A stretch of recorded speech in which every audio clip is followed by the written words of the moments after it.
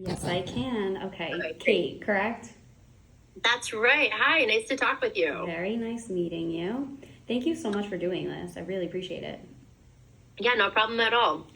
Okay, so I'll just jump right into it because we have like not a lot of time. Okay. Um, so first off, your title. So you work at is it Coalition? Save Coalition. So I'm the Director of Communications at Save Coalition, Mm-hmm. and I am a professor of communications at Dean College. Beautiful. Okay. I'm just typing on the side, so if you see me looking off in the other direction, just ignore that. But okay, Professor Communication at Dean. Yeah. Okay, beautiful. All right, I will jump right into my questions. The first one I have is, can you break down your role and responsibilities at your company, Safe Coalition, for me? So I oversee external and internal communications at Save, Okay.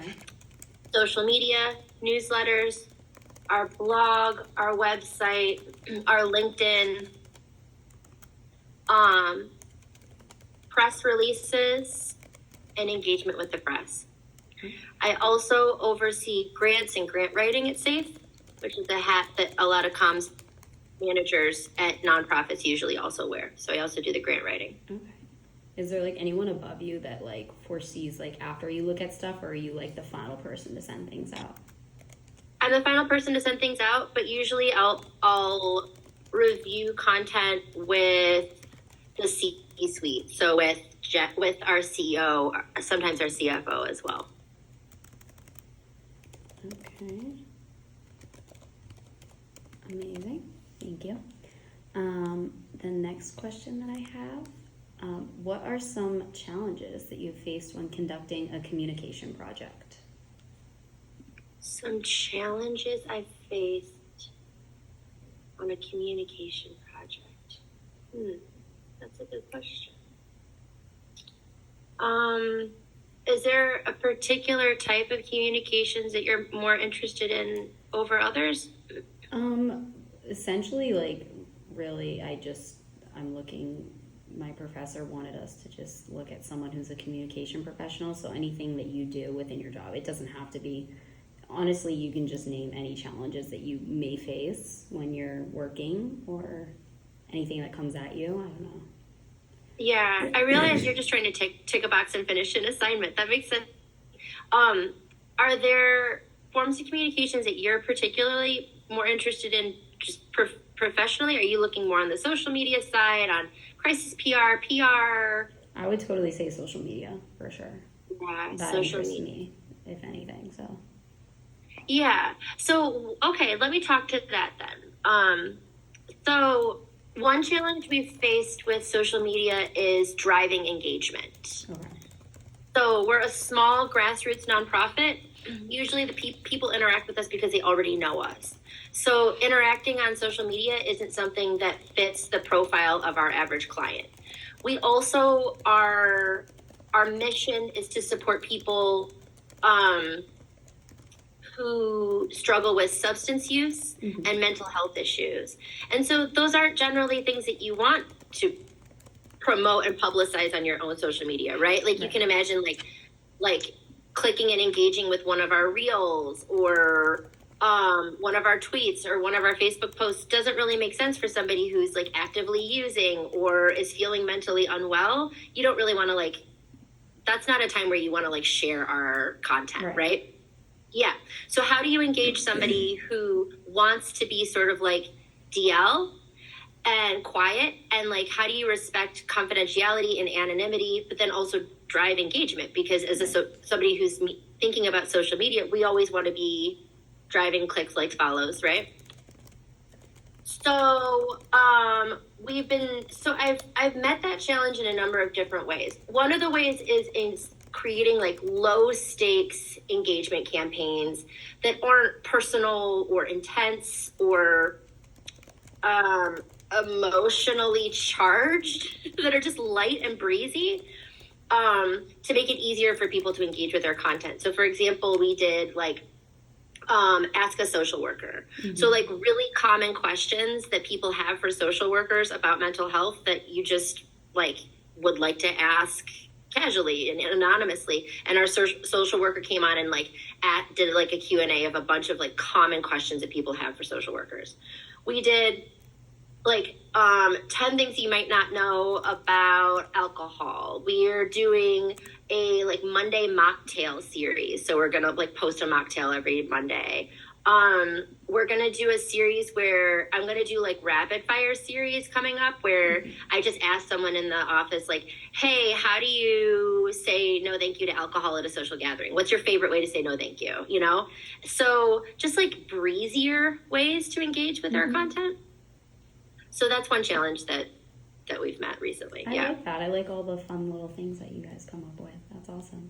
It's hard to make like substance use and mental health fun. You kind of have to in order to like make people want to get through it. Yeah. Right. The only thing you can't really do. I like that. Yeah. Okay. So my next question: what challenges have you faced because of your race, ethnicity, religion, or sexuality, if any? In communication specifically? So, okay, let's think about that. I mean, I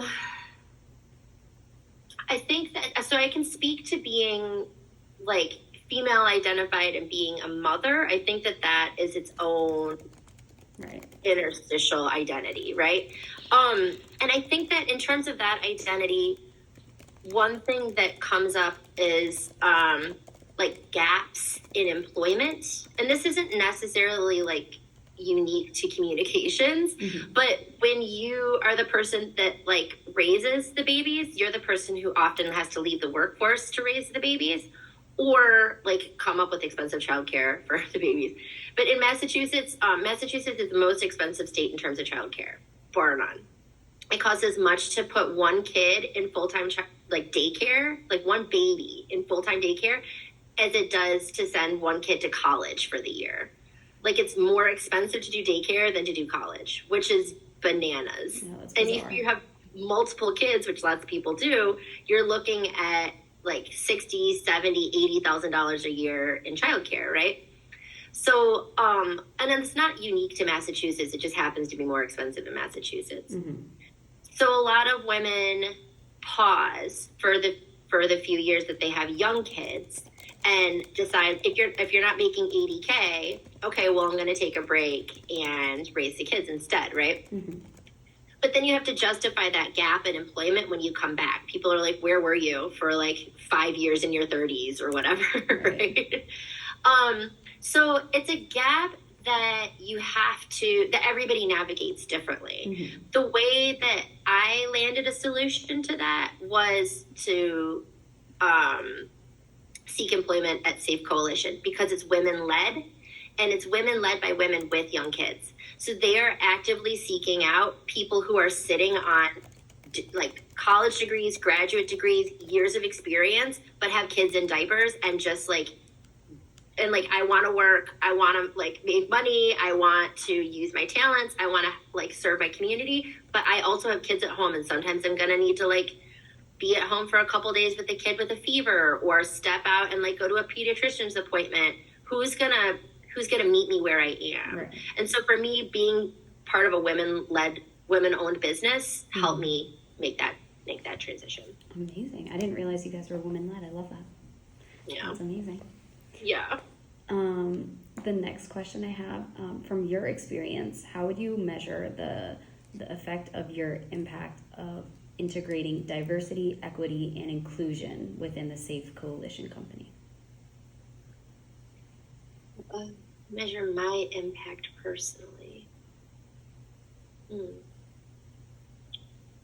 Yeah, let me think about that. Yeah. I think, so one of the things that I'm working on right now is seeking out grants that support people in our community that can't access healthcare for financial reasons. Perfect. Maybe they have healthcare and it's shitty, right? Like a lot of people have healthcare, but it doesn't mean you can pay for everything that you need for your body. Maybe you don't have health care. Maybe you can't pay your premiums or your out-of-pocket costs.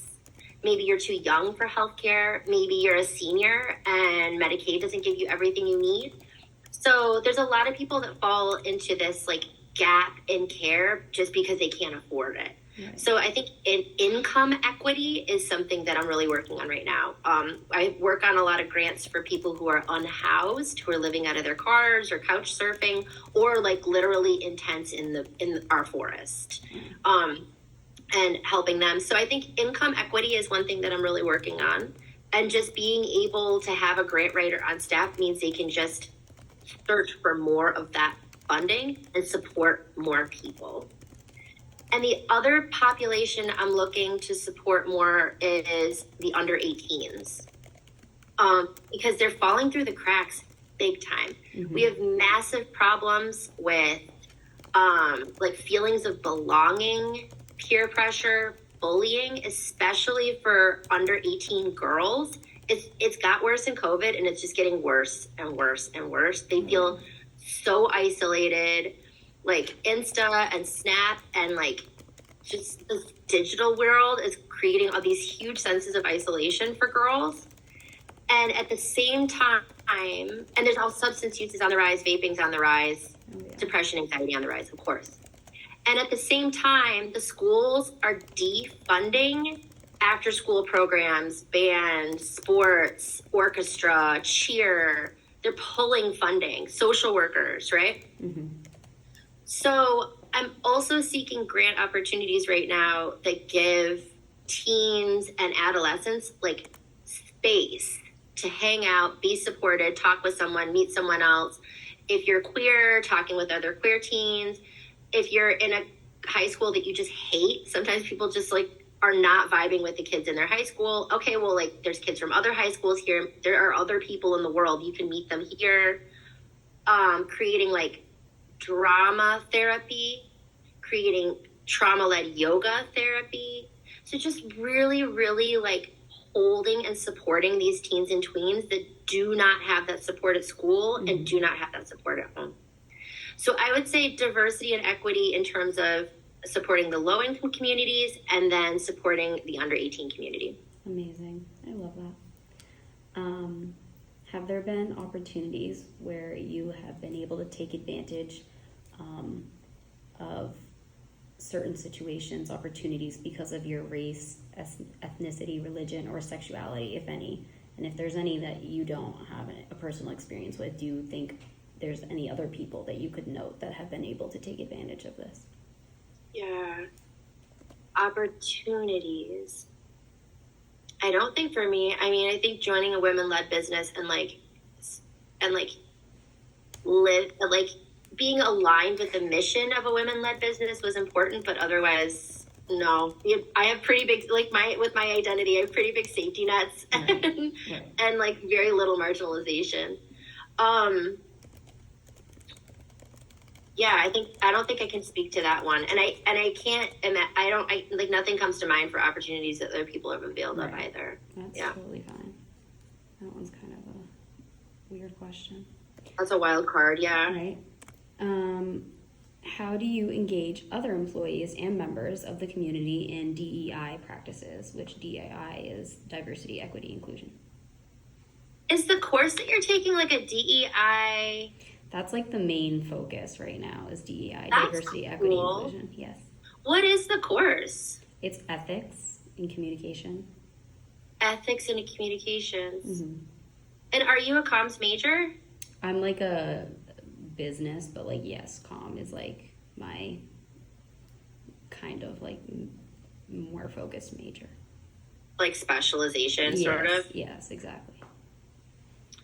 Okay, can you repeat the question? Of course. How do you engage other employees and members of the community in DEI practices? DEI practices. So we have a full board certified DEI policy at SAFE. So we wrote it up in consultation with DEI consultants, ran it through everyone at SAFE and made sure everybody felt good about it and everybody felt included and seen in it. There's everything from thoughts on how to make our spaces inclusive, to our, like, everything that we write, every program we pursue feel included and inclusive. And then we had every member of our board read it and approve it as well. And that is integrated into literally everything we do, constantly, nonstop. So, for example, I wanted to make a style guide just to make sure that everybody was writing everything the same way, like capitalizing things the same way, using acronyms the same way, right? Like using digits for 1 through 10 and then writing, you know what I mean? Like a style guide when I came on. That I had to do I had to make sure that process was aligned with our DEI policy. So like everything we do has to be inclusive and equitable. And it's just like so baked into everything we do. It's so second nature. So I'd say like a really foundational DEI policy and making sure that it's baked into every level of what you do in your company is critical. Yeah. Awesome. How does Safe Coalition ensure a judgment-free environment for individuals seeking help? Yeah, so judgment-free is literally in our mission. Right. So it's something that we're thinking about constantly too. So we maintain client anonymity wherever and whenever. As much as somebody wants to remain anonymous, they're allowed to remain anonymous. I think that like anonymity is really important. Autonomy is really important too. So where, for example, for our under 18s, where we're not legally obligated to share with the parent or, you know, a school counselor or a mental health worker, we don't. Unless something is of harm to themselves or others, we don't. So we also don't share content. That's like, privacy and anonymity are judgment-free tools because the first thing you have a right to in controlling whether other people judge you is what people know about you, right? If they can't judge what they don't know. So like anonymity and privacy are our first level concerns with judgment-free spaces. We also strive to address identity intersectional issues. So if we know, for example, that substance use and mental health affect like BIPOC communities at disproportionate levels, we're searching out ways to like target that community, to target that community with our services. Right. I guess it's not judgment free, but it is equitable. Right. It's the E in DEI. Oh, for sure.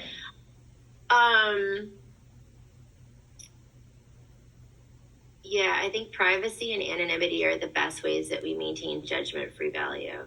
We also there is no one employed at SAFE who would ever utter a judgmental word. Like you can, when you walk into, when you walk into SAFE, you walk in on your worst day.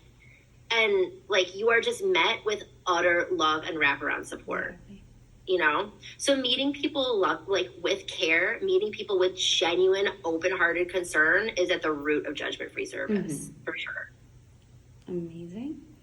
Have you seen the industry change in the time you've worked in it with respect to your race, ethnicity, religion, or sexuality? This is another hard question. Ethnicity, religion, or sexuality? No. I have not. That's totally fine. No. Yeah. And then what do you see as the biggest challenge as a communication director, and how do you tackle these obstacles? The biggest challenge in general? Yeah. I think in 2025, the biggest challenge is the diversity of ways that people get their information. So when I started in comms, maybe like 15, 18 years ago, you got your information in just much fewer ways. Now today I'm thinking about so many different content streams, right? Like I have to think about whether for example, even on social media, like, is this a good piece of content for my LinkedIn? Is this a good piece of content for a reel? If this is this a good piece of content for, like, is this better on our Facebook or better on our Insta? Does it belong on both, or is that silly? Is this a tweet? Is this not a tweet? Should I be on Twitter? Should I move to Mastodon? Like, or should I be on Blue Sky? Like, the number of content streams and ways that people get their information are just so much more diverse now. It's not as simple as like sending out a press release and letting the newspapers take it. It is much more diffuse. It gives you a lot more nuance. I feel like I have now like a tool, like 10 tools and not just one, but it's also, I think for somebody who is like older or maybe brand new to comms, it could feel like a lot to juggle. Right. Awesome. Okay, and then my last question. Overall, do you feel that Safe Coalition does a perpetual job at incorporating DEI into their community? And is there things that you would keep the same? And is there anything that you would change, if anything? Yeah, they're just like thought leaders in DEI. They're walking into spaces and introducing issues that no one else is thinking about. Mm-hmm. They're just like absolutely bleeding edge about it. It feels really good to be part of an organization that's being so utterly thoughtful about it. Like, for example, when none of the schools are supporting our LGBTQ youth, none. There's no programs at all for kids who are like out in high school, out in middle school. Nothing. Like, when the levels of like depression, suicide, substance use are so much higher for our queer youth, and there's nothing. And Safe is like, we'll step in. We got you. Don't even worry about it. Like, this is the group that I want to be a part of, you know? It sounds like a very good group. I love that. Yeah. Okay. Alrighty. Those are all my questions then. Well, it was nice meeting you. It was so nice meeting you. Thank you again, really, for doing this whole meeting with me. I really appreciate it. Yes, no problem at all. Let me know if you have follow-up questions, okay? Of course, I will. Thank you. Have a great day. Good luck. Thank you.